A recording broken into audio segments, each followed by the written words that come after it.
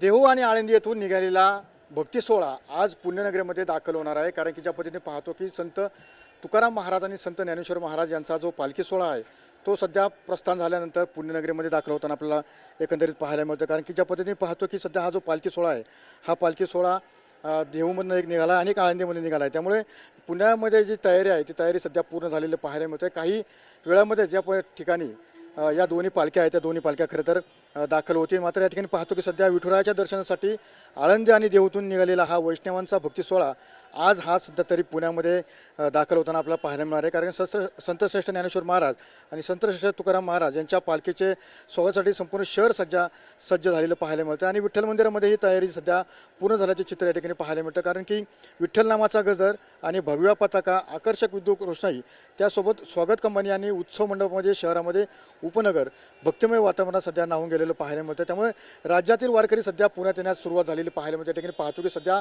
आपण संगमवाडी पुलावरती आहोत। या ठिकाणी पाहतो की मोठ्या प्रमाणामध्ये जे वारकरी आहेत ते वारकरी सध्या पुण्यनगरीमध्ये दाखल होताना आपल्याला पाहायला मिळतं। कारण दोन्ही पालख्यांचं आता पुण्यामध्ये आगमन होणार आहे। त्यासोबत सगळीकडे सध्या आनंदाचं वातावरण पाहायला मिळतं। कारण की पालखी जी आहे ती विठ्ठल मंदिर आणि निवडुंग विठोबा मंदिर या ठिकाणी खरं तर असणार आहे। त्यामुळे तयारी ही सध्या पूर्ण झालेली आहे।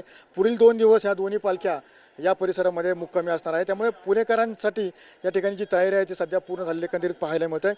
एकंदरीत पाहतो की सध्या मोठ्या संख्येने जे वारकरी आहेत ते वारकरी या दिंडीमध्ये सहभागी झालेत आणि विठ्ठल नामाचा जय जयकार करत, विठ्ठल नामाचा गजर करत सध्या हे वारकरी पंढरीच्या दिशेने सध्या प्रस्थान करताना आपल्याला पाहायला मिळतं आहे। एकंदरीत पुढील 20 ते 22 दिवसाचा हा संपूर्ण प्रवास असणार आहे आणि या प्रवासामध्ये अनेक वारकरी सध्या मोठ्या भक्तिभावाने या वारीमध्ये सहभागी झालेले आहेत।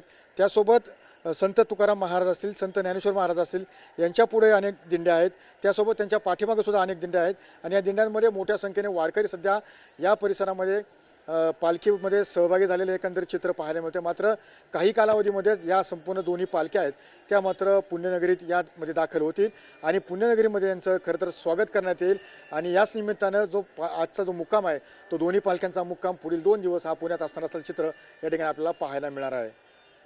किंवा अजित सहज मिळते TV9 मराठी पुणे।